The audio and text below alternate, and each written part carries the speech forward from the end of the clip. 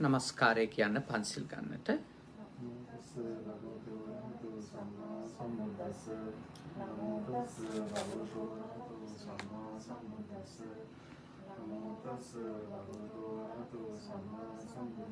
බුද්ධං සරණං ගච්ඡාමි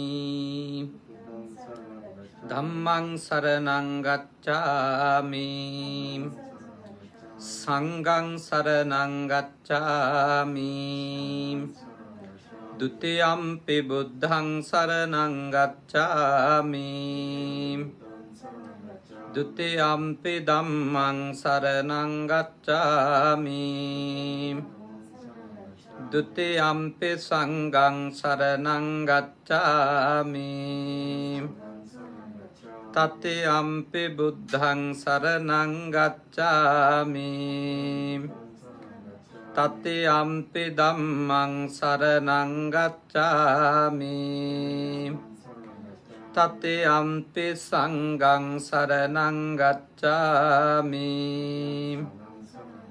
တိสรณගමනං සම්පුන්නං පානාති පාතා වේරමණී සික්ඛාපදං සමාදියාමි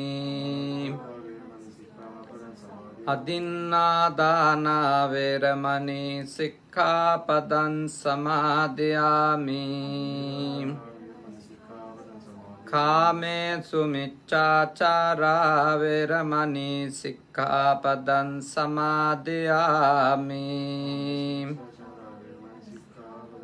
මුසාවාදා වේරමණී සික්ඛාපදං සමාදියාමි සුරාමේරය මජ්ජපමා දට්ඨානා වේරමණී සික්ඛාපදං සමාදියාමි අප්පමාදේන සම්පාදේත समन्ता चक्रवालेषु अत्रा गच्छन्तु देवता सद्धम्मं मुनिराजस्य सुनन्तु सग्घमक्कदं धम्मस्सवन कालो अयं बदन्ता धम्मस्सवन कालो अयं बदन्ता धम्मस्सवन कालो अयं बदन्ता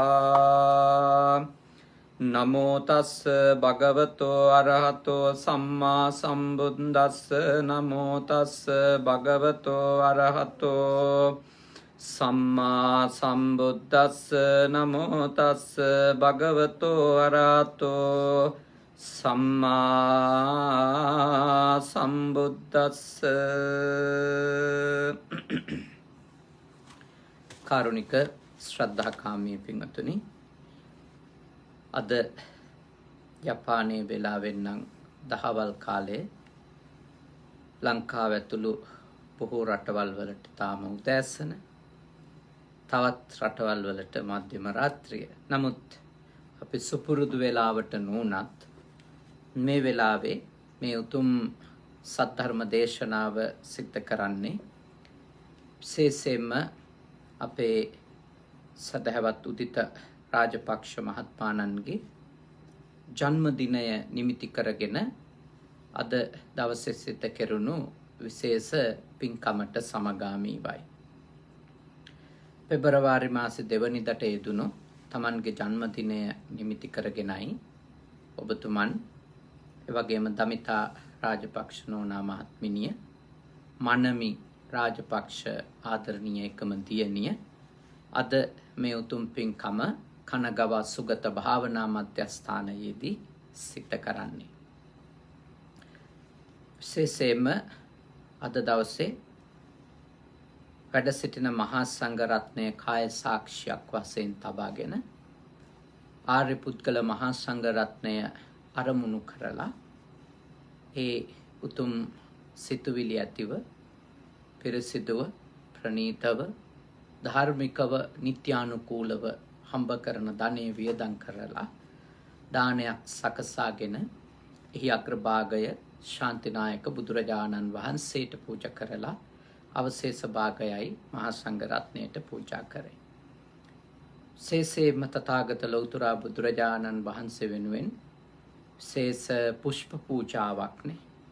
ඊයේ සන්ධ්‍යායාමේ ටෝකියෝ ඉඳලා තුර බැහැර ගෙවාගෙන මේ රෝස මල් ආදිය රැගෙන බිල්ලා මේ බුද්ධ මන්දිරය තුල භාග්‍යවතුන් වහන්සේ අභියස තැන්පත් කරලා බොහෝම ශ්‍රද්ධාවෙන් ගෞරවයෙන් යුක්තව පූජා කරන්නට යෙදුණා.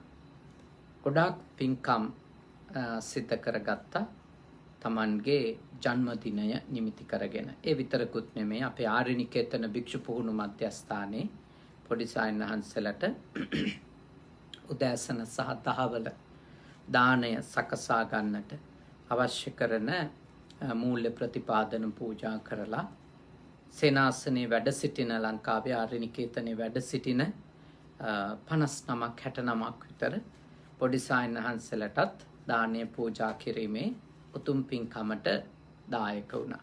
බොහෝම පින් සිද්ධ කරගත්ත තමන්ගේ ජන්මදිනය නිමිති කරගෙන. ඉතින් මේ වෙලාවේ ධර්ම දානයක් මේ ශ්‍රවණය කරන පින්වතුන් වෙනුවෙන් ලබා දීලා ඒ පිනත් තමන්ට ආශිර්වාදයක් පිණිස සලසා ගන්නටත් තමන්ගේ පවුලේ අයට සුජීවත්ව සිටින මව්දෙමව්පියන්ට ආශිර්වාද ලබා ගන්නටත් ඔබතුමාගේ නමින් මිය ගිය පියාණන්ට ඇතුළු කොට මේ භවයේ වගේම සසර ගමන ඥාතීන්ට පින් දෙන්නටත් තමයි අද මේ පින්කම සිද්ධ කරන්නේ. තමන්ගේ ජන්මදිනය වෙනුවෙන් මේ වගේ ලංකාවෙන් බැහැර දුර රටකට ඇවිල්ලා හිටියත් මේ වගේ උතුම් පින්කම් සිද්ධ කරන්නට නම් ශ්‍රද්ධාවක් තියෙන්න ඕන. කර්මය කර්මඵලයේ විශ්වාස කරන අය බවට පත් වෙන්න ඕන. නැතිනම් මේ වගේ උතුම් කටයුතු තමන්ගේ ජන්මදින සිහිපත් කරලා කරන්නට හිතෙන පෙළඹෙන පිරිස බොහොම අඩුයි. නමුත් ඔය ඇත්ත බොහෝම ශ්‍රද්ධාවෙන් කල්පනා කළා අපි බෞද්ධයෝ විදියට ධර්මානුකූලව ජන්මදිනය වෙනුවෙන් මේ වගේ පින්කමක් කරගන්නට ඕන කියලා. අපි සතුටු වෙනවා.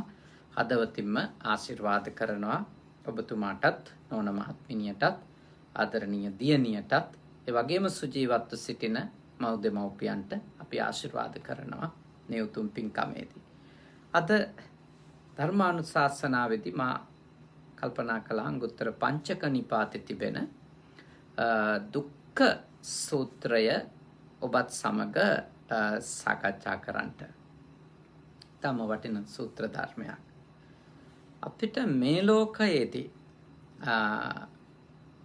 ගොඩක් දුක්ඛදායක අත්දැකීම් වලට මුහුණ දෙන්න සිද්ධ වෙන.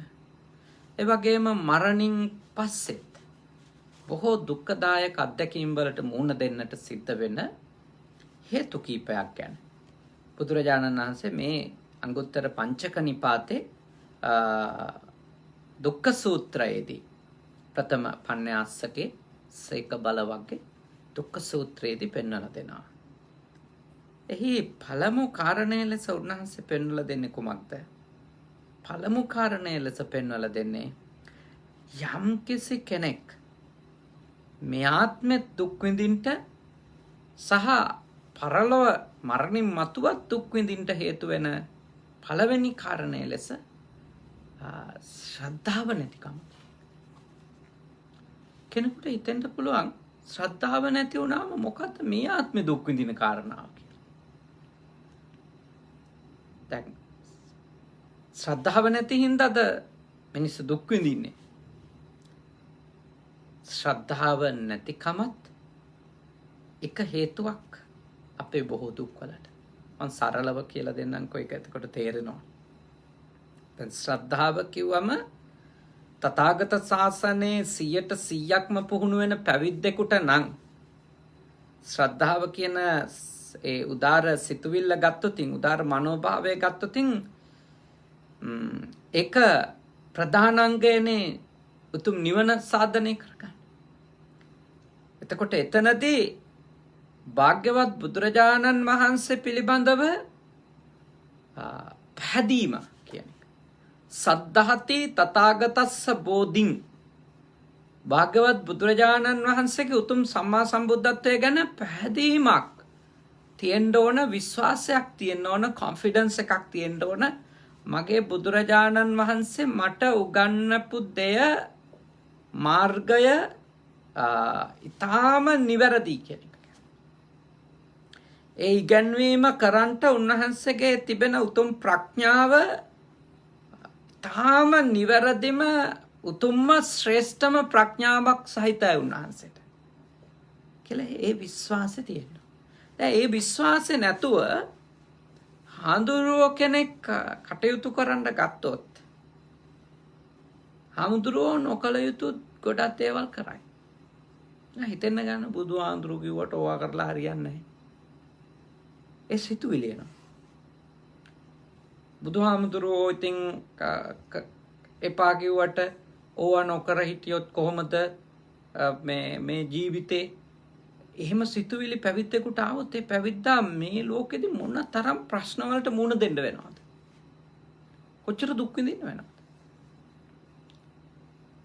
මොකද ඒ හාමුදුරුවෝ විතරක්ම නම් දන්නේ බුදුරජාණන් වහන්සේ එපයි කියපු දෙයි කරන්න කියපු දෙයි ඕන එකක් කරගෙන ඉන්න පුළුවන්. හැබැයි මේ ලෝකේ තව කොච්චරනම් ගිහියෝ පැවිද්දෝ ඉන්නවද? බුදුරජාණන් වහන්සේ කරන්ට කියලා දේශනා කරපු දේ තේරුම් ගත්තු අය, එපා කියලා දේශනා කරපු දේ තේරුම් ගත්තු අය.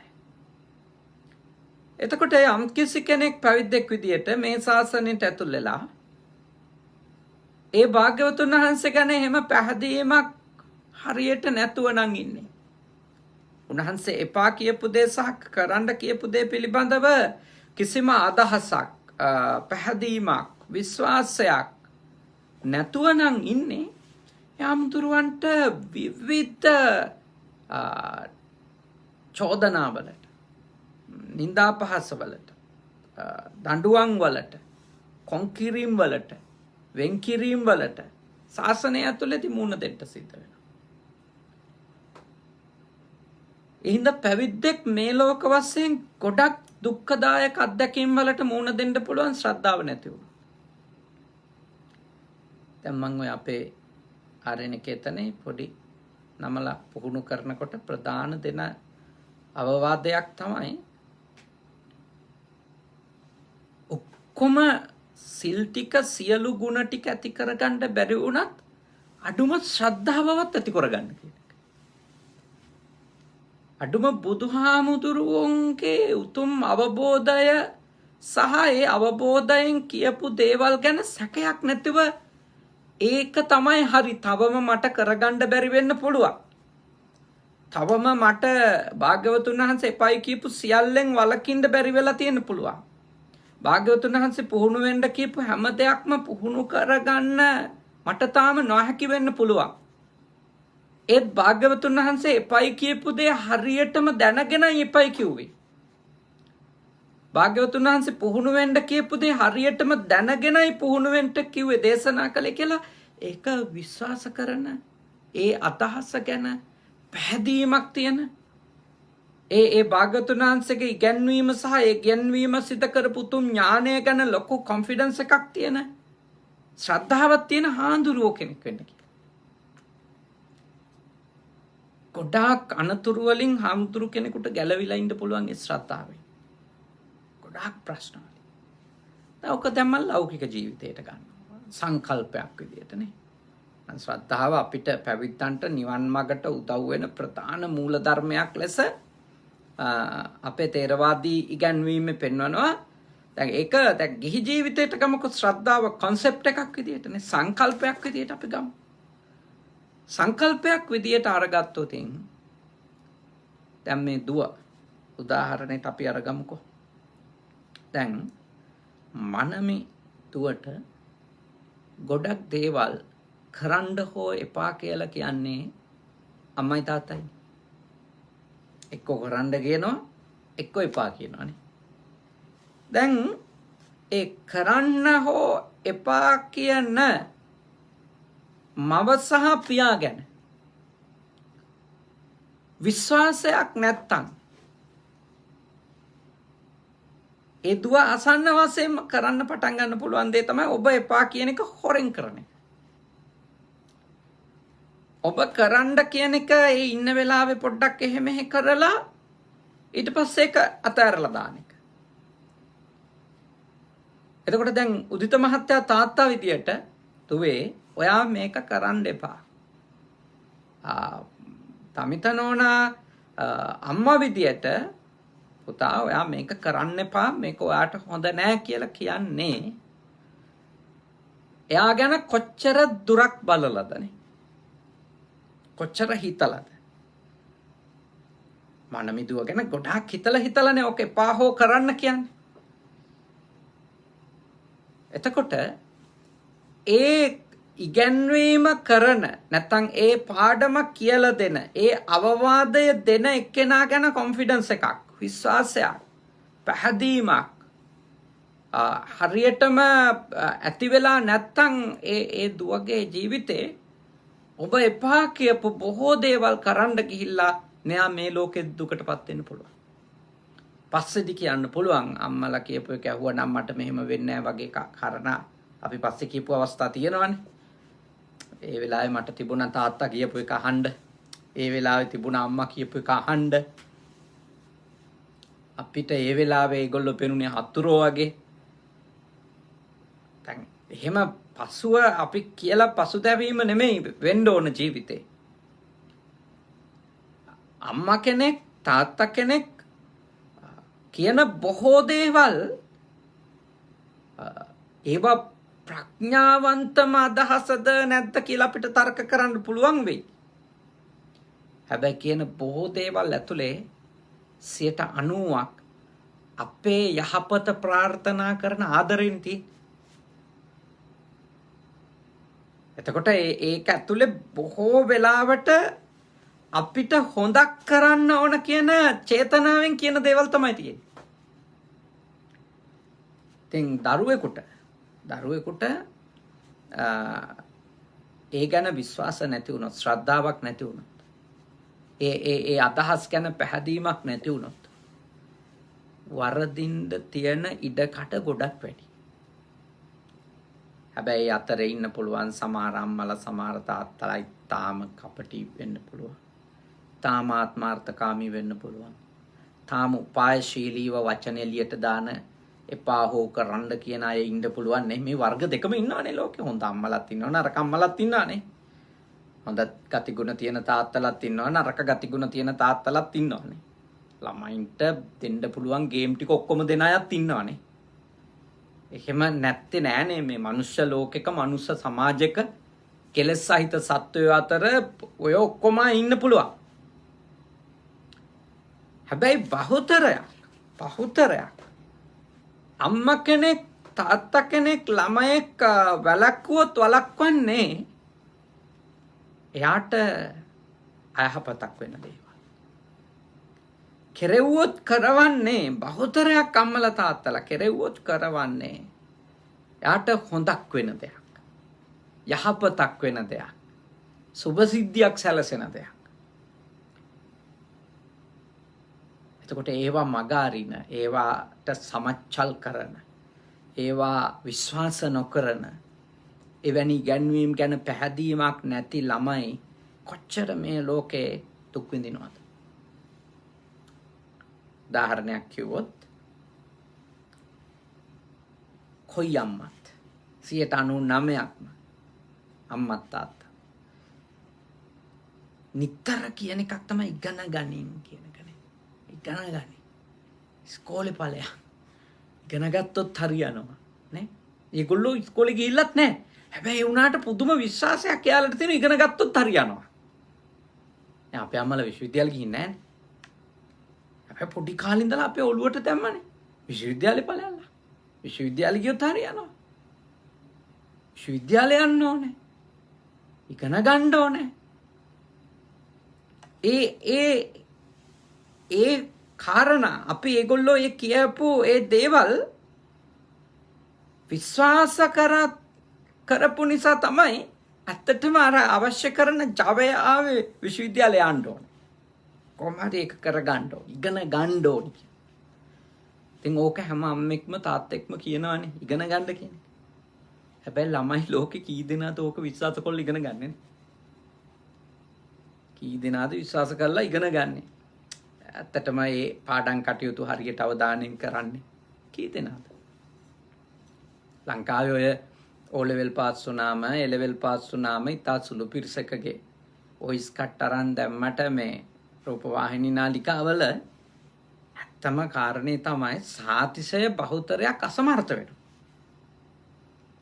O level ලියන ළමයින්ගේ බහුතරය අසමත්. A level වලට ගියාම එතනිනුත් තව පිරිසක් විශ්වවිද්‍යාලෙටම යන්නේ නැහැ.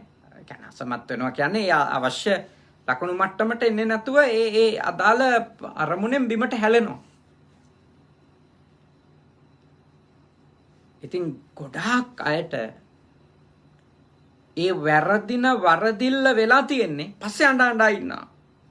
විඳෝ ඉන්නවා. ඒක වෙලා තියෙන ගොඩක් අයට ඒ වෙලාවේ ඉගෙන ගන්න කියලා කියපු හැමෝම හතුරෙක් වගේ පෙනිලා තියෙනවා. ඒගොල්ලෝ හොඳ අය විදියට විශ්වාසයක් ඇති වෙලා නැහැ. අමහර යාළුවෝ ඇසුරු කරන්න එපා කියලා ඉතින් කට කැඩෙනකන් කියන වෙලාවල් තියෙනවනේ නේ. තියෙනවා ඇසුරු කරන්න එපා හරියන්නේ යන්න එපා ඔව්වෝ එක කියලා කියනවානේ. ඒ වෙලාවට පේන්නේ අම්මලා තාත්තලා නිකන් මොලේ නැති අතීත ජීවත් වෙනනේ. එහෙම අය ලෙස තමයි එක වෙලාවක් තියෙනවා එහෙම පේන. හැබැයි අන්තිමට Tamanට ඔක්කොම දේවල් නැත්තට නැති වෙන්න හේතුව උනේත් මොකක්ද කියලා හොඳ සිහි කල්පනාවෙන් නිරීක්ෂණය කරොත් එහෙම පේන දෙයක් තමයි උදිත් මහත්තයා අර එපයි කියපුවා කරන්න ගිහිල්ලා. ඇසුරු කරන්න එපයි කියපු අය ඇසුරු කරන්න ගිහිල්ලා. ඇසුරු කරන්න කියපු අය මරන්න ගෙනියනවා වගේ එවැනි දෙයකට එක්කරන් යන එක වෙලා. ඒකේ විපාකය මේ ලෝකේ නේද? මේ ලෝකේ ගොඩක් දුක් විඳින අය බවට බොහෝ අයපත් වෙලා තියෙන්නේ. Tamanට දේවල් කියලා දෙන අය ගැන විශ්වාසයක් නැතිකම. ඉතින් ඒ විශ්වාසය ඇති කරගන්න බෑ කියලා විවිධ තර්ක ගේනවනේ. එයා හොඳ එක්කෙනෙක්ද? එයාගේ නැද්ද දුර්ගුණ? එයා කියන ඒවා ඔක්කොම කරන එක්කෙනෙක්ද? නෑ, නොවෙන්න පුළුවන්. නොවෙන්න පුළුවන්. හැබැයි එයා කියලා දෙන්නේ හොඳ කෙනෙක්ගේ අදහස් වෙන්න පුළුවන්. කියලා දෙන කෙනා සමහර විට එතෙන්ට ගිහිල්ලා නැහැ. දැන් අපේ අම්මා විශ්වවිද්‍යාලෙ ගිහිල්ලා නැහැනේ අපිට විශ්වවිද්‍යාලය යන්න කිව්වට. තාත්තා විශ්වවිද්‍යාලෙ ගිහිල්ලා නැහැනේ විශ්වවිද්‍යාලෙට යන්න ඔයා ඉගෙන ගන්න ඔයාට හොඳයි ඉගෙන ගත්තොත් උඹලට අපි විඳින දුක් විඳින්න වෙන්නේ නැහැ ඉගෙන ගත්තොත් කියලා කිව්ව විශ්වවිද්‍යාලෙ ගිහින් නෙමෙයි. හැබැයි ඒ අයට කොහොම හරි අදහසක් ඇවිල්ලා තියෙනවා ඉගෙනගෙන තියෙනවා. ඒක හොඳයි කියලා. දැන්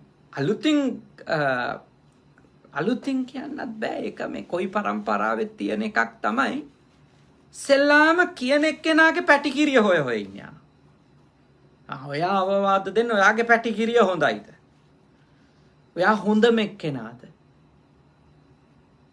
ඔයා සාර්ථකම වෙලාද අපිට මඟ පෙන්වන්න? සමහර විට සමහර දේවල් වලට අවවාද දෙන මිනිසුන්ගේ ජීවිත අන්ධකාරය තියෙන්නේ. ඒ හින්දාම තමයි සමහරව එහෙම ඇවිල්ලා මඟ පෙන්වන්නේ. ඔගොල්ලොවත් මේ අර්බුදයට වැටෙන්නේ නැතු ඉන්න කියලා. දුක් විඳින මිනිහනේ දන්නේ ඇත්තටම දුකේ තරම. එයානේ දන්නේ Taman දුකටපත් වෙච්ච ඇත්ත හේතු. එයාට උපාදිත් නැහැ. එයාට දැන් ඒ ඉන්න තැනින් ගැලවෙන්නත් බෑ. යහපත් වෙන්නත් බෑ. මොකක්වත් බෑ. හැබැයි එයා තව එක්කෙනෙකුට ඒක කියලා දෙන්න පුළුවන් අවංකවනේ. ඒකයි මා ඔබට යෝජනා කරන්නේ ඔබට යමක් කියලා දෙනකොට ඒ කියලා දෙන කාරණය නිවැරදි නම් කියලා දෙන එක්කෙනාගේ පැටිකිරිය හොය ඉඳ ගියොත් වෙන්නේ අපිට අර කියලා දෙන කාරණේ මග ඇරෙන එක විතරයි. දැන් ඕනනම් දැන් මම ඒ කාරණයක් කිව්වනේ. ඒ කාරණේ එක්කත් ගැටි ඉන්න පුළුවන්. ඒ කාරණේ එක්කත් අම්දුරු හොඳද ආන්දුරු රහත්ම වෙලාද වගේ එකක් අහන්න පුළුවන්. නෑ මං රහත් වෙලා නෑ මට කෙලෙස් තියෙනවා. මගේ ගාව හොඳ ඒවා නරක ඒවා ඔක්කොම තියෙනවා. නේ හරි. හැබැයි මම මේ කාරණේ කාගේ කාරණයක්ද දේශනා කරන්නේ? බුදුරජාණන්. එතකොට බුදුරජාණන් වහන්සේ ගැන හරි පැහැදීමක් ශ්‍රද්ධාවක් ඇති කරගත්තොත් හාමුදුරුවන්ටත් ගිහියටත් කාටත් ගොඩාක් දුක් විඳින්න වෙන දේවල් මේ ලෝකෙදී නැති කරගන්න අවස්ථාවක් තියෙනවා. මේ ලෝකෙදී ගොඩාක් දුක් විඳින්න වෙන දේවල් වලින් ගැලවෙන්න හොඳ අවස්ථාවක් තියෙනවා බුදුරජාණන් වහන්සේගේ නුවණ ගැන පැහැදීමක් ඇති කරගන්න. පැහැදීම, ඒ විශ්වාසය, ඒක මේ ලෝකේ අනිත් පැත්ත ගැහුවත් ඒ විශ්වාසය වට ගන්න හොඳ නැහැ. ඒ විශ්වාසෙම ඉන්න ඕනේ නැහැ. මේක එපා කියපු එක. මේක කරන්න හොඳ නැහැ. තවම මට තේරෙන්නේ නැහැ. මේක ඇයි කරන්න හොඳ නැත්තේ කියලා. ඒ බුදුහාමුදුරුවෝ එපා කියලා තියෙනවා.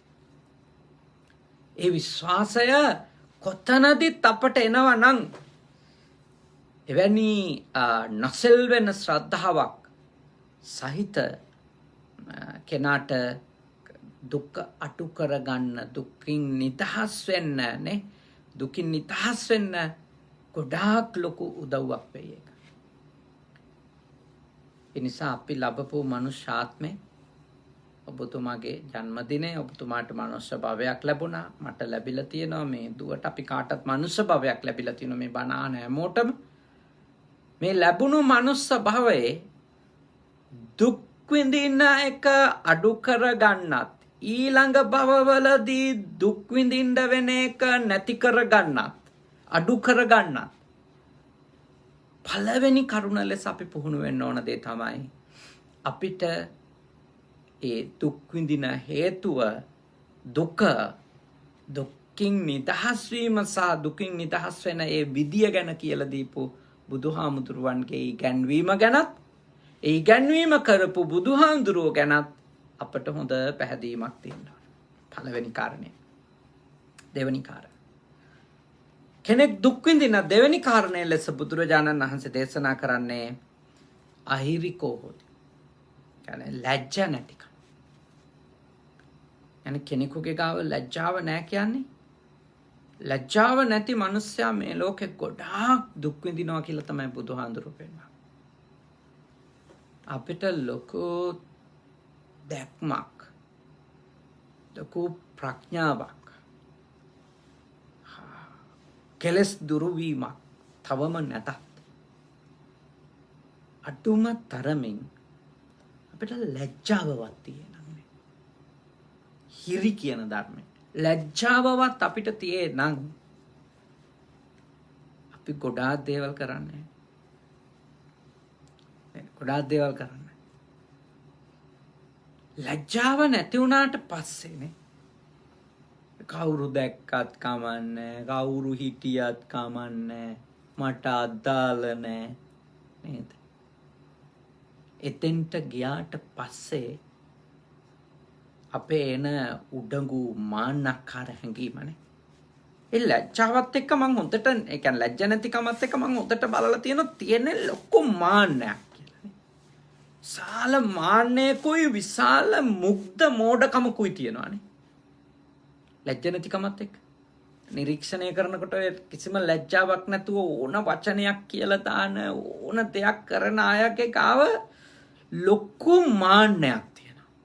ලොකු මාන්නයක්. මම තමයි යුගතා, මම තමයි ජගතා, මට තමයි තේරෙන්නේ, මම තරම් දාර්ශනිකයෙක් නෑ, මම තරම් දේවල් වටහාගත්තු කෙනෙක් නෑ කියලා යාළගේ ආපු මාන්නෙත් එක්ක තමයි ඒ ගොඩාක් ලැජ්ජ නැති ක්‍රියාකාරකම් එයාගෙන් එළියට එනවා පේන්නේ. ඉතින් ඒ ලැජ්ජ නැතිකමට කරන දේවල් නිසා තමන් විතරක් අපහසුතාවයට පත් වෙනවා නම් කමක් නැහැනේ. අපි ලැජ්ජ නැතිකමට කරන වැඩ හින්දා අපේ අම්මා තාත්තටත් පාරේ බහින්න බැරි වෙන වෙලාවල් තියෙනවා. අපේ ගුරුවරුන්ට කෙනෙකුට මුහුණ දෙන්න බැරි වෙන වෙලාවල් තියෙනවා. අපි දකින තැන පිළිකුල් කරන, ප්‍රතික්ෂේප කරන තත්ත්වයට පත් වෙන වෙලාවල් තියෙනවා. දැන් මේ ආත්මාර්ථකාමීකමේ උපරිමයට ගියපු සමාජය හිතන විදියක් තමයි මම දන්නේ අනිත් උන්ට වෙන ඒවා. මට ඕන දේ මම කරනවා. ඒ ඕගොල්ලොන්ට ලැජ්ජ නැහැ. ඒක ඕගොල්ලෝ විසඳ ගන්න. ඒක ඕගොල්ලෝ බලා ගන්න. එහෙම කියන අය ඉන්නවා. එනේ අපේ අම්මා පාරේ යන්නේ කොහොමද? අපේ තාත්තා මිනිස්සෙකුට මූණ දෙන්නේ කොහොමද? සත පහකට හිතන්නේ නැති අය ඉන්නවා. එතෙන්ට මං හිතන්නේ ළමයෙක් ගමන් කරනවා නම් අවුරුදු 16 17 වෙනකොට. ඒකට ඉතින් මුල ඉඳලා ඒ ළමයාව ඇහැට දැකපු දේ, කනට ඇහුණු දේ, හැසුරුණු පරිසරය ගොඩක් ඒවා බලපාලා තිනේ. ඒ ළමයාටම එහෙම, ඒ කියන්නේ එහෙම ළමයෙක් කියන තැනටම එහෙම, ඒ කියන්නේ මම ඕනම ලැජ්ජ නැති වැඩක් කරනවා, ඒ එන ඕනිකකට ඕගොල්ලෝ මුණ දී ගන්න මට අදාළ නැහැ, මට ඕවට ලැජ්ජ නැහැ කියන තැනට එනවා නම් එතෙන්ට එනකන් ළමයෙක් පැමිණීම කියන එකට එක්තරා විදියකට දෙමව්පියොත් වග කියනවා. අහම්බයක් ලෙස ළමයෙක් එතෙන්ට එන්න විදියක් තියනවා කියලා මම පුද්ගලිකව විශ්වාස කරන්නේ. දැන් මේ දුව එවැනි තත්වයකට ගියොතින් ඒක අහම්බෙන් වෙන්න පුළුවන්දනේ? වෙන්න බෑනේ. ඒකට අවශ්‍ය දේවල් දීර්ඝ කාලයක් ගේ ඇතුලේ එයා ඉඳිද්දි වැඩෙනවානේ. එතකොට ඒවා දෙමව්පියන්ට නොපෙනෙන්න බෑනේ. ඒවා නොදකින්ට බෑනේ. ඒවා දකිනවා නම්, ඒවා පෙනෙනවා නම් මෙයා යන පාර වැරදි කියලා, ඒවා පුංචි කාලේ ඉඳලා හරි පැත්තට නමලා කියලා හදා කියා ගන්න එක ඉතින් දෙමව්පියන්ට පැවරෙන යම් වගකීමක්. ඒ පෞරුෂය තියෙන්න ඕනනේ. දැන් මේ රටවල් වල ඉතින් පේනවනේ ළමයින් හදන විදිනේ. ආයි මොන නැටුම නැටුවත් කරන්න බැරියව බෑමනේ. අම්මලගෙන් තාත්තලගෙන් පර්මිෂන් හම්බෙන්නේ නෑමයිනේ. පුළුවන් එක විතරයි පුළුවන්. ඒ පෞරුෂය තියාගන්න ඕන. පස්සේදි කියලා වැඩක් නෑනේ. පස්සේදි කියලා වැඩක් නෑ. ඔයා කරන වැඩින්ද දැන් අපිටත් පාරේ බහින්න බෑ කියලා. දැන් එහෙම ඔක්කොම යහපත්ව හරියටම මග පෙන්වලත් එහෙම කෙනෙක් එතෙන්ට වැටෙනවා නම්, එවැනි දෙයකින් අපහසුතාව විඳින්න වෙනවා නම්, ඒක ඉතින් මොකක් හරි සංසාරේ කරපු අකුසලයක් පළ දුන්නා කියලා තමයි අපිට හිත හදාගන්න තියෙන්නේ. මොකද අපේ මේ පරිසරයේ එහෙම හේතු ප්‍රත්‍ය නැහැ. එහෙම ඵලයක් එන්න. හැබැයි සමහර ඒවා සංසාරික කර්ම විපාක විදියටත් අපි කොච්චර හොඳ යහපත් පරිසරයක් හැදුවත් තාම බීජ හැදෙන්න පුළුවන්. නැත්නම් ඉතින් කොහොමද එකම පන්සලේ ඉඳලා දේවදත්ත හාමුදුරුව අර වගේ උනේ නේ. මොකද වැරදි ආදර්ශ හම්බෙලාද? වැරදි උපදෙස් හම්බෙලාද? ඇහැට පෙනුනේ වැරදි ඒවද නරක ඒවදනේ. හැබැයි ඉතින් ඒ ඇත්තගේ තියෙන පාපයක් ඒනේ. අකුසලයක්. එමයි ඉන්නවා. ඉඳලා හිටලා කලාතුරකින් එහෙම ස්වල්ප පිරිසක් එහෙම අය මේ ලෝකේ දකින්න පුළුවන්. මම ඔබට යෝජනා කරන්නේ ඔබේ ජීවිතයේ දෙයක් ගැන තියෙන අවබෝධය වැඩි වෙන තරමට තමයි ඒ දේ නරක දෙයක් කියලා තේරුනොත් ලැජ්ජාව වැඩි වෙන්නේ ඒ දේ කරන්න යනකොට.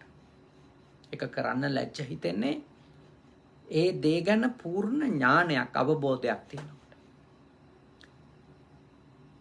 සමහර දේවල් නොකර ඉන්න ලැජ්ජයිනේ අපිට. නොකර ඉන්න ලැජ්ජයි. ඒ මොන දේවල්ද? හොඳයි, යහපත්, නිවැරදි, මේක උතුම් දෙයක් කියලා හරියටම තේරිච්ච දේවල් නොකර ඉන්න අපිට ලැජ්ජයි. සමහර ලාවට නොකර ඉන්න වෙලාවල් තියෙනවා කලබලෙට අරෙමේ ගිල්ටිනේ. අයියෝ ඒක කරානේ මොන මොඩ වැඩක්ද? ඇයි මං ඒක කරේ? තඩි පිටි ගාලා දුවන් ඇවිල්ලා වෙනස් කරන අවස්ථා තියෙනවා. සරලව වැරදියට කායක පාක් කරා කියලා හිතා. අපි හොඳටම දන්නවා මේ විදියට ගාන එක වැරදි. හැබැයි හදිසියට පාකින් ඒරියා එකක ඒ විදියට අපි නවත්තලා යනවා වැරදියට. අර ඇතුළට තේ එකක් බොන්න ගියත් ඒ තේ එක බොනකලු තොලුවේ වැඩ කරනවා. කරපු වැඩේ වැරදි. කලබලයට මෝඩයා වගේ ගහලා ඔළුවට එනවානේ. වද දෙනවා. ලැජ්ජයි. ඒ ලැජ්ජාව හොඳයි. ඒ ලැජ්ජාව නැතිකම තමයි මිනිස්සු අතිශයින් අයහපත් මිනිස්සු බවට පත් කළා තියෙන්නේ. අතිශයින් අයහපත් මිනිස්සු බවට. මේ ලෝකේ ගොඩාක් ප්‍රශ්න වලට මුහුණ දෙනවානේ. ඒ ලැජ්ජ නැතිකම සමහර වෙලාවට මේ රටේදී නම් බර ගානක දඩයකුත් ලයිසන් එකේ පොයින්ට්ස් කීපයකුත් නැති වෙලා යන්න හේතුවක් වෙන්නේ. එහෙම ලැජ්ජ නැති වැඩ කරන්න ගියොත් දඬුවම් තියෙනවා. මේ ලෝකෙදී දුක් විඳින්න ගොඩක් දේවල් හිතෙනවා. ඒකින්ද බුද්ධ ධර්මයේ උගන්වන මේ දෙවෙනි කාරණා ඔබට මේ ලෝකෙදී දුක් විඳින්න වෙන ප්‍රධාන හේතු අතර දෙවෙනි එකක් තමයි ලැජ්ජ නැතිකම. පුංචි කාලේ ඉඳලා නොකල යුතු දේ නොකල යුතු ඇයි කියලා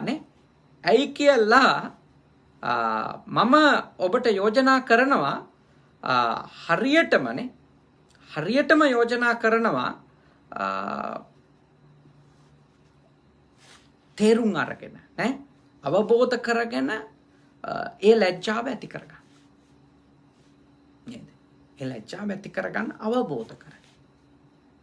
අපිට හැම වෙලාවෙම කෙනෙකුට දෙමව්පියන්ට හෝ ගුරුවරුන්ට හෝ කාට හරි පුළුවන් නම් තමන් තාම ඉහළම ප්‍රතිපත්ති පූර්ණේ කරන ගමම්ම යමෙකුට මඟ පෙන්වන්න.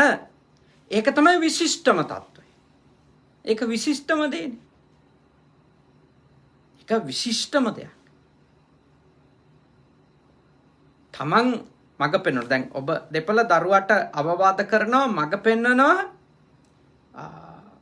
ඔබ දෙපළ නොකරන දේවල්ම නොකර ඉන්න. එතකොට ඒ අවවාදය බලවත්. ඒ උපදේශය බලවත්. හැබැයි සමහර වෙලාවට ඔබ දෙපළට තාම කරගන්න බැරි දේවල් තියෙන්න පුළුවන්. ඒත් ඔබ දෙපළ අවබෝධ කරන් ඉන්නවා ඒක මේක කරා නම් හොඳයි, අපිට කරගන්න බෑ, අපේ ළමයා හරි කරගත්තා නම් හොඳයි. ඒ අවවාදයක් දීම කොච්චර වටිනවද?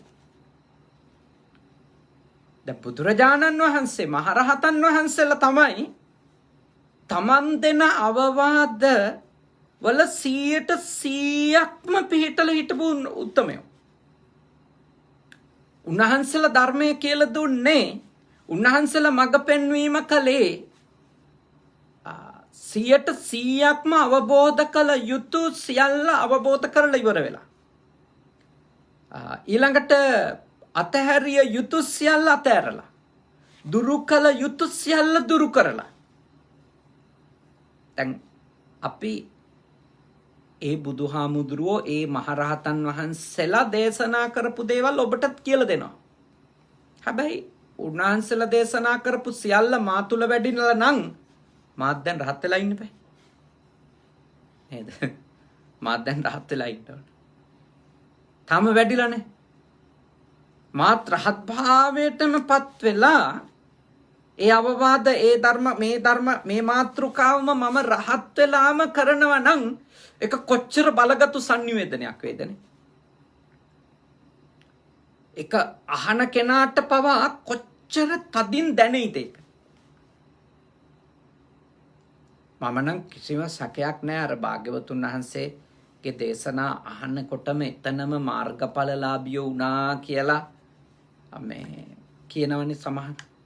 ඒක ගැන පුදුම වෙන්න දෙයක් නැහනේ. දන්තෝසෝ භගවා දමතාය ධම්මං දේශේතිනේ. දමණය වුණු බුදුරජාණන් වහන්සේනේ දමණය වෙන්න ධර්මය කියලා දුන්නා. එතකොට උන්වහන්සේගේ මුවින්ම ඒ තමන් අවබෝධ කරගත්තු දේ, තමන් ප්‍රත්‍යක්ෂ කරගත්තු දේ sannivedanaya කරනකොට අහන් ඉන්න කෙනාට මොන තරම්නම් තදින් ඒක දැනෙන්න ඇද්දනේ.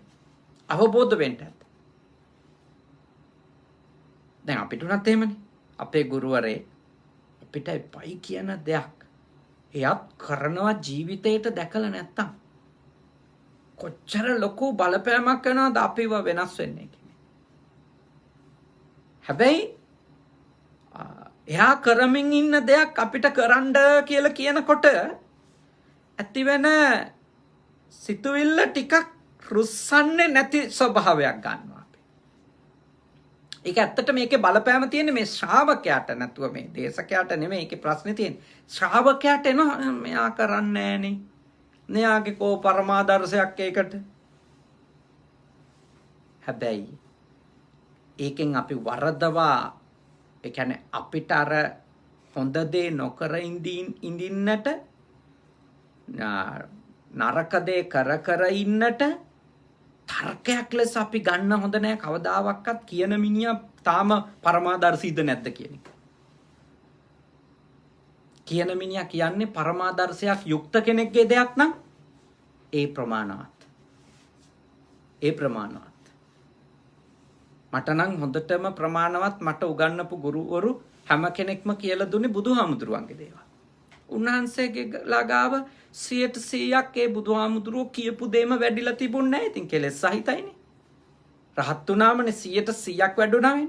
ඒ නිසා අපි ගාව දෙයක් දියුණු කරගන්න හිතනකොටම ඒක දියුණු කරගන්නේ නැතුව ඉන්න අපේ මනසින්ම ඇවිල්ලා කියලා දෙන ඔය කියන එක්කෙනාගේ ගාව ඕවා තියෙද කියලා.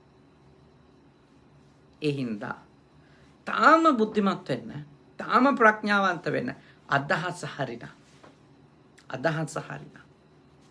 කියන කාරණාව නිවැරදි නම් එයා ඒ කියන කෙනා ඒ කාරණාවෙ 100% යෙදිලා ඉන්න කෙනෙක් නම් මම දන්නවා ඒ sannivedanaය ඊටාම ප්‍රබල sannivedanaයක් වේ. ඒකෙන් ලැබෙන ප්‍රතිඵලත් ඊටාම ප්‍රබලයි.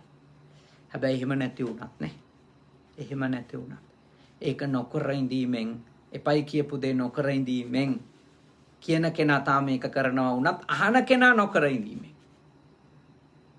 ගොඩාක් ලොකු ප්‍රතිඵල ලබන්න පුළුවන්. ඒ නිසා ඔයා ලැජ්ජ වෙන්න ඕන මේ දේ ගැන කියලා කියන කෙනා සමහර විට ඒ දේ කරන්න පුළුවන් කිසි ලැජ්ජාවක් නැහැ.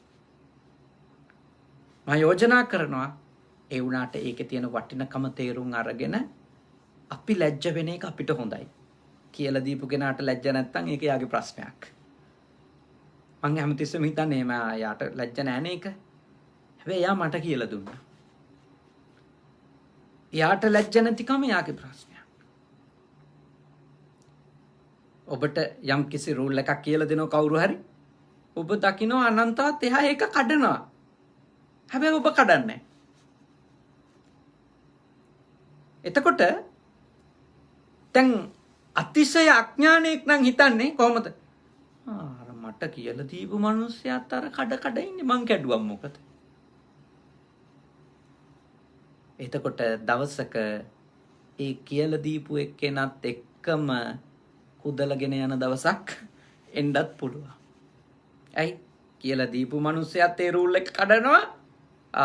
කියලා දෙනකොට අහන් ඉඳපු මිනිස්සයාත් ලැජ්ජ නැතුව ඒ විදියටම හැසිරෙන්න කියලා එයත් දඬුවම් දෙනවා. සමහර වෙලාවට ගුරුවරයා හිරේ ඉඳිද්දී ගෝලයා එළියේ ඉන්නවා. ඇයි? ගුරුවරයා එපයි කියපුවා නේද? හරියටම තේරුම් අරන් එපා ඇයි කියලා ඒ හිරි කියන ලැජ්ජාව කියන ධර්මය ඇති වෙලා ගෝලයා ඒව කරන්නේ නැතුව ඉඳීම නිසා එයා එළියේ ඉන්නවා. ගුරුවරයා දේශනා ඉගැන්වීම් ගණනාවක් සිද්ධ කරාට හොඳ නැහැ කියලා ඒකම කරන්න ගිහිල්ලා එයා හිරේ ඉන්නවා. අවස්ථා තියෙනවා. අපි හොඳට අවබෝධ කරගන්න ඕනනේ. අවබෝධ කරගන්න ඕන, තේරුම් ගන්න ඕන දේ තමයි ලැජ්ජාව කියන එක කවුරු හරි කියන නිසා ඇති කරගත යුතු දෙයක් ලෙස නෙමෙයි ඒක ගන්න ඕන. යමක් හොඳ නැහැ කියලා තේරුම් අරගෙන ඒ අවබෝධය නිසා ඒක ඇති වෙන්න ඕන. ඇති කරගන්නවා කිව්වත් ඒක ටිකක් ආටිෆිෂල්. ඇති කරගන්න එකකට වඩා ඇති වෙන්න ඕන දෙයක්. ලැජ්ජාව කියන්නේ. ඒක ඇති වෙන්න ඕන. ඒ කියන්නේ දේවල් නරකයි කියලා හරියටම තේරුණාට පස්සේ ඒක ඉබේම ඇති වෙනවානේ. ඉබේම ඇති වෙනවා. සමහර දේවල් කරන්න හිතෙන්නේ නැහැ ලැජ්ජයිනේ. ඒ ලැජ්ජ කවුරුත් නැහැ. බලන් ඉන්න කෙනෙකුත් නැහැ. ඒ Tamanටම ලැජ්ජයිනේ. මේක හොඳ නැහැ. තේරුම් ගත්තම තියෙන ප්‍රයෝජනයක. තුන්වෙනි එක බය කියන ධර්මයක් ඒ වගේමයි. ලැජ්ජාවට සමානයි නේ. දැන් සමහර කෙනෙකු මේ ලෝකේ දුකටපත් වෙන්න වේදනාවන්ට විඳවීම් වලටපත් වෙන්න ප්‍රධාන හේතුවක් තමයි බය නැතිකම. මොකට බය නැතිකමද? වැරදි දේවල් කරන්න එයාට කිසිම ආකාරයක බයක් නැත්තම් අන්න ඒකනේ. වැරදි දේවල් කරන්න බය නැතිකම. දැන් සමහර අය එහෙම ඕන තරම් ඉන්නවනේ. ඕන තරම් ඉන්නවා වැරදි දේවල් කරන්න බය නැහැ. කිසිම බයක් නැහැ. ඕනම වැරදි වැඩකට අත ගහන්න සූදානම්. ඒක නීති විරෝධීද, ඒක සංස්කෘතියට විරුද්ධයිද, පටහැනිද වැඩක් නැහැ. හැබැයි ඒගොල්ලෝ ගොඩාක් පසුව දුක් විඳින දවසක් එනවා. දැන් වෙලා තියෙන්නේ ලංකාවේ නම් මේවා කිව්වට මිනිස්සු විශ්වාස කරන්නේ නැහැ. මොකද හේතුව වැරදි කර කර ඉන්න මිනිස්සු ලොකු මේ බලවත් ධනය බලය රැකවරණය හයිය ඇතුව ඉන්නවා පේනවනේ. ඒකට පොඩි මිනිස්සුගේ ඔළුවේ දැන් මේ කාලේ මේ වගේ දෙයක් කියලා දෙන හාමුදුරුලත් පෙන්වන්න බැරි මට්ටමට ඇවිල්ලා තියෙනවා. මොකද හේතුව මිනිස්සු හිතන්නේ නෑ හාමුදුරුල්ලා එහෙම කිව්වට මේ බලය තියෙන මිනිහා කොච්චර වැරදි කරත් එයාට ප්‍රශ්නයක් වෙන්නේ නැහැ කියලා. ලිපගිනි මොළවන තෙක් දිය සැලියේ සැපයක් යයි කකුලුවා දිය කෙලියේ. ඒක තමයි ඒ කට්ටියන්ට කියන්න තියෙන්නේ. ලිපේ ගින්දර ටික මොළවලා වතුර හැලිය රත් වෙනකන් ඒක ඇතුලේ ඉන්න කකුලුවා හිතනවලු මොන තරම්නම් සැපයක්ද කියලා. සමහරුන්ගේ ඔය නැටුම් දිහා අපි බලන් ඉන්න ඕනේ ඒ විදියට මිසක මේවා සදාකාලික සැපෙන් විනෝදෙන් ආස්වාදෙන් ඒගොල්ලෝ මොන පව කරත් මුකුත් ඒගොල්ලොන්ට වෙන්නේ නැහැ. ඒගොල්ලොන්ට බලය තියෙන නිසා හැම පවකින්ම ඒගොල්ලෝ නිදොස් කොට නිදහස් ආදි වශයෙන් ඒවා දූෂිත අධිකරණයන් තියෙන තැනකදී වෙන්න පුළුවන් නේ. හැබැයි කර්මයෙන් නිදොස් කොට නිදහස් වෙන්න පුළුවන්ද? කර්මයෙන් නිදොස් කොට නිදහස් වෙන්න නම් චේතනාවම නිදොස් එකක් වෙන්න ඕනනේ. පිරිසිදු එකක් වෙන්න ඕන. යහපත් එකක් වෙන්න ඕන. ඒ නිසා මම යෝජනා කරනවා ලංකාවේ සමහරුන්ගේ ජීවිත දිහා බලලා නම් පවට අකුසලයට තියෙන බය අඩු කරගන්න යන්න එපා. ලෝක අමාරුවේ වැටේ කියලා. ගොඩාක් අය මේ බහුතරයක්ගේ ජීවිත දිහා බලලා හිතනනේ මමත් මෙහෙම කරගත්තා නම් මට ප්‍රශ්නයක් නැතුව උඩට ඉන්න පුළුවන් කරන්න පටන් ගන්නකො මොකද වෙන්නේ කියලා බලන්න. දැන් සමහර අය ඉන්නවා මේ ලෝකෙ කොච්චර අශීලාචාර අවිනය ධාර්මික පවපින මොකක්වත් විශ්වාස නොකරන අමුතු මාදිලියේ ජීවිත ගත කරාට සංසාරේ ගොඩාක් පින් කරගෙන ඇවිල්ලා තියෙන මිනිස්සු ඉන්නවා. ඒ පින පාවිච්චි කළා මේ භවයේ කරන තරම පව් අයහපත් අකුසල් දූෂිත නරක වැඩ කරනවා වෙන්න පුළුවන්. අර පිනින්ද තාම ආරක්ෂා වෙලා ඉන්නව වෙන්නත් පුළුවන්. හැබැයි ඔය පින කියන එක ස්ථිර එකක් නෙමෙයි. ඕක සපත්තුව වගේ. දාන්න ගෙවෙනවා. නේ සපත්තුවේ ස්වභාවය. පාවිච්චි කරන්න ගෙවෙනවා. පින කියන එකත් ඉවර වෙනවා. එදාට රල්ලු යට හැංගිලා තියෙන ගිනි පුළිඟු ටිකක් ලොකු හුළඟක් ඇවිල්ලා අලු ටික එහෙට මෙහෙට ගමන් වෙච්ච ගමන් මතුවෙලා එනවා වගේ අර ටික ඔක්කොම මතුවෙලා එනවා. ඒ නිසා මා යෝජනා කරනවා ඔය ලංකාවේ අතිශයින් සුළුතරයකගේ ජීවිත දිහා බලලා හිතන්න යන්න එපා ඒගොල්ලොන්ට පව් වලට බය නැතුව ඉන්න පුළුවන් වෙලා තියෙන එකේ අපිත් ඉන්නවා අපිත් ඕන පවක් කරගෙන ඉන්නවා කියන මෝඩ තැනට නම් වැටෙන්න එපා. මුළු ලංකාවම මේ පැත්තට ගියත් පව ලෙසම පිළි අරගෙන පව වැරද්ද අකුසලය අපරාධය අයුක්තිය අවිනීතිය නේ නොකරන කෙනෙකු බවට අපි පත් වෙලා ඉන්න ඕන. මොකද මේවා මේ බද්දිය හාමුදුරුවන්ගේ කතා නම් නොසලකා හැරියට කමක් නැහැ. බද්දිය හාමුදුරුවොත් කෙලෙස් සහිත හාමුදුරු කෙනෙක් නිසා. හැබැයි මේවා මේ බුදුහාමුදුරුවන්ගේ දේශනානේ. බුදුහාමුදුරුවෝ අපිට කියන්නේ දේශනා කරන්නේ යමක් එක කාලයක් දකින්න නුවණකින් නෙමෙයි. 3 කාලයක් දකින්න නුවණකින්නේ. එතකොට 3 කල් දක්නා නුවණකින් අපිට ඉගන්නපු දේවල් අපි හැල්ලුවට ගන්න හොඳ නැහැ. මම නම් මුළු ලෝකෙම මේ වෙලාවේ නිකම් බුදුහාමුදුරුවෝ කියපු දේ වෙච්ච දේ නෙමෙයි වෙමින් තියන්නේ කියලා තර්ක කළත් මම නම් කියන තැන සහ ඉන්න තැන තමයි කලබල වෙන්න එපා. තා පොඩි කාලයක් යනකොට ඕගොල්ලොන්ටම තේරෙයි අන්තිමටම බුදුහාමුදුරුවෝ කියපු එක තමයි හරියට හරි ගියේ කියලා. දැන් බුදුහාමුදුරුවෝ ගැන විශ්වාසය නැති කරගන්න එපා. කොයි හාමුදුරුවෝ ගැන විශ්වාසය නැති වුණත් කම නැහැ. බුදුහාමුදුරුවෝ ගැන විශ්වාසය නැති කරගන්න එපා. බුදුහාමුදුරුවන්ගේ උතුම් නුවණ ගැන නම් විශ්වාස නැති කරගන්න යන්න එපා. ඒක මේ අපිට විග්‍රහ කරලා ඉවර කරන්න පුළුවන් ඥානයක් නෙමෙයි. ඒ ඥාණයෙන් කියපු අකුරක් නැර සත්‍ය වෙලා තමයි මේ ලෝකේ කවදා හරි ලෝක විනාශ වෙනවා නම් ඒ වෙනකොට බුදුරජාණන් වහන්සේ දේශනා කරපු දේවල් අකුරක් නැර සත්‍ය වුණාට පස්සේ තමයි ඒක උනොත් වෙන්නේ. එච්චරටම තථාගතයන් වහන්සේගේ ප්‍රඥාව බලවත්, දේශනාව බලවත්, ඒ වදාළ දේවල් සත්‍ය. ඒ නිසා මේ කෙටි කාලීනව අරයාගේ ජීවිතේ මෙයාගේ ජීවිතේ දිහා බල පව්පින් ගැන තීන්දුව කරන්න යන්න එපා. පවක්, වැරද්දක්, අකුසලයක්, අපරාධයක්, අයුක්තියක්, අවනීතියක් කියලා යමක් පේනවා නම් ඒකට බය වෙන්න ඕන අපිනේ. ඒකට බය වුණොත් අපි මේ ලෝකෙත් රැකෙයි, පරලෝකෙත් රැකෙයි.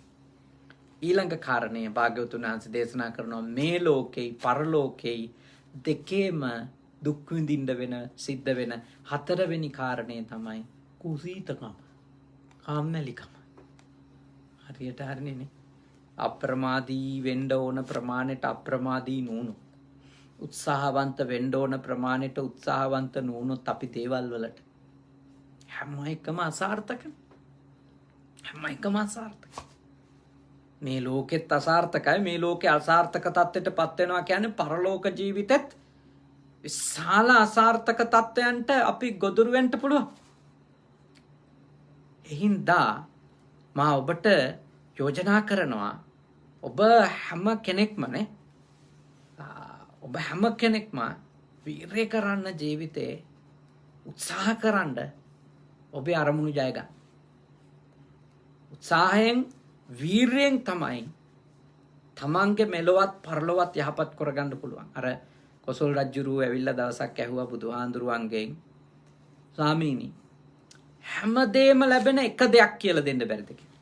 හැමදේම ලැබෙන එක දෙයක්. බුදුහාමුදුරු උපමාවක් පළවෙනියටම දේශනා කළා.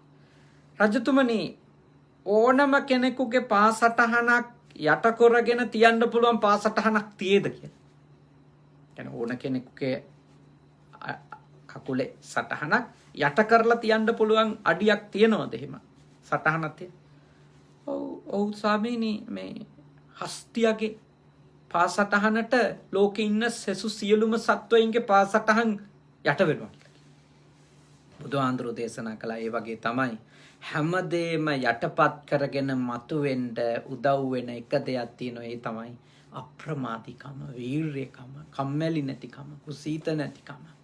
නිදිමත පරද්දලා වීරයෙන් අදිෂ්ඨානයෙන් තමන්ගේ ගමන යන්න පුළුවන්කම. ඒ නිසා ඒක නම් මේ රටේ දැඩිවනේ. මේ රටේදී තමයි ඒක දැඩිව අවධාරණය කරන්නේ නේ. මොනවා අපි බැක් කියපු ගමන් කියන්නෙම ගම්බත්තේ කුදසයිනේ. වීරය කරන්න. ඔයාට පුළුවන්. වීරය කරන්න. අප්‍රමාදේන සම්පාදේතම තමයි තිනේ ගම්බත්තේ කුදසයි. නොපමා වෙන්න බැරි දෙයක් නෑ. උත්සාහවන්ත වෙන්න.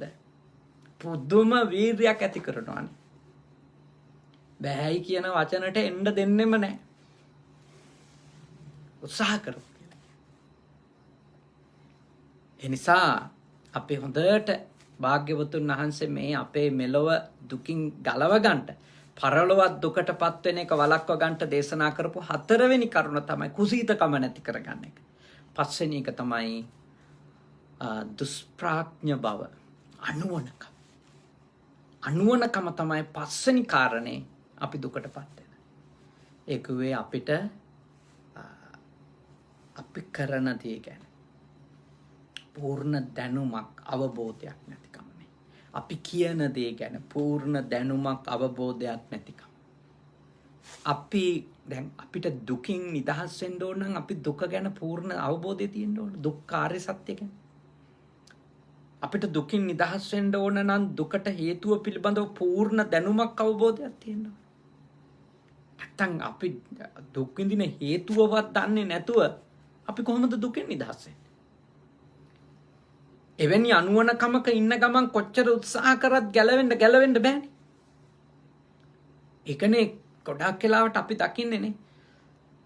අපි අපේ ඇතුලේ දුක් විඳින හේතුව තණ්හාව කියලා පිළිගන්නයි තේරුම් ගන්නයි අපිට නොහැකි වෙච්ච නිසා අපි පුළුවන් තරම් එළියමනේ කලමනාකරණය කර එළිය අයගේ ප්‍රශ්න විසඳ අපි උත්සාහ කරනවා අපේ ඇතුලේ වේදනාව අඩු කරගන්න.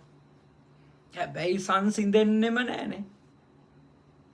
සංසිඳෙන්නෙම නෑ. ඒක හරියට අර නොසිඳෙන උල්පතකින් වතුර මෙහෙම උඩට එද්දී අපි ඉහ දඟලනවා වගේ එකක් නේ.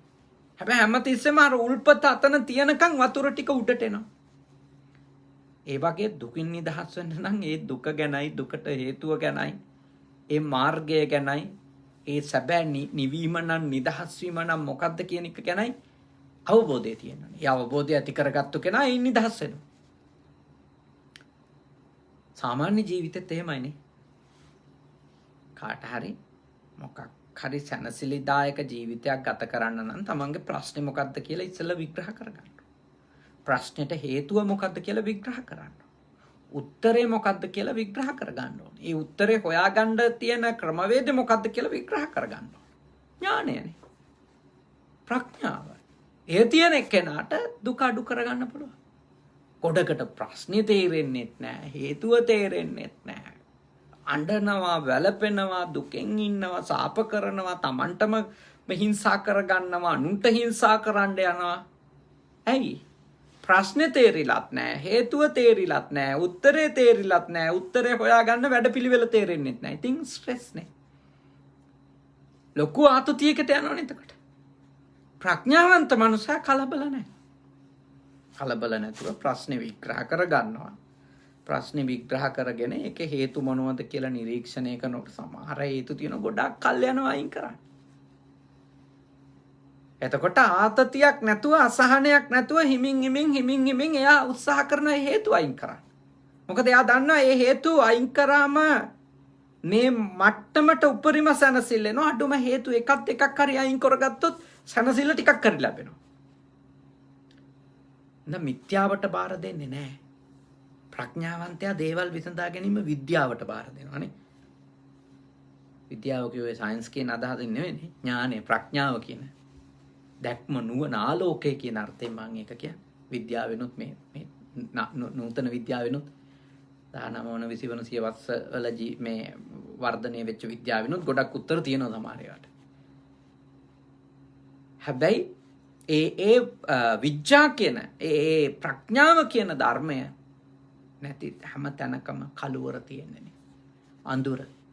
අඳුරේදී අපි ගොඩක් දුකටපත් වෙනවා විතරයි. ආලෝකය තමයි අපට සැනසෙල්ල ගෙනල්ලා දෙන්නේ. ප්‍රඥාව තමයි. ඊටාම ශ්‍රද්ධාවෙන් අද පැයක් පමණ වෙලා බොහොම හොඳින් මේ දේශනාව ශ්‍රවණය කළා. උදිත රාජපක්ෂ මහත්මාණන්, ඒ වගේම දමිතා මහත්මිනිය, ඒ වගේම දියණිය ඊටාම ශ්‍රද්ධාවෙන් මේ උතුම් පුණ්‍ය කර්මය සිද්ධ කරන්නට යෙදුනේ පෙබරවාරි මාසේ 2 වෙනිදාට යෙදුණු ඔබතුමාගේ ජන්මදිනය නිමිති කරගෙන. අද අතුරුගිරි ආර්ය නිකේතන භික්ෂු පුහුණු මධ්‍යස්ථානයේ සායනහන්සලා 69කට පමණ දානය සකසා ගන්නට උදෑසන දහවල ප්‍රතිපහසුකම් සම්පාදනය කරලා ටෝකියෝ ඉඳලා උදෑසනමනේ පාන්දර නැගිටලා රෑ 2ට 3ට දානය හදාගෙන පාන්දරින් පිටත් වෙලා මේ සේනාසනෙට ඇවිල්ලා දහවල මහා සංඝරත්නය උදෙසා දානෙ පූජා කරලා පරිස්කාර සහිතව තථාගත ලෞතර බුදුරජාණන් වහන්සේට මේ සුවඳ පුෂ්පයන්නේ බොහොම ශ්‍රද්ධාවෙන් ගෞරවයෙන් යුක්ත විශාල මුදලක් වේ පැහැදම් කරලා මේ සේනාසනයට රැඟෙනවිල්ල පූජා කරලා බොහෝ පින් සිද්ධ කරගත්තා. මේ හැම දෙයකටම වඩා ධර්ම දානමය පිනනේ. මේ හැම දානයකටම වඩා ධර්ම දානමය පින.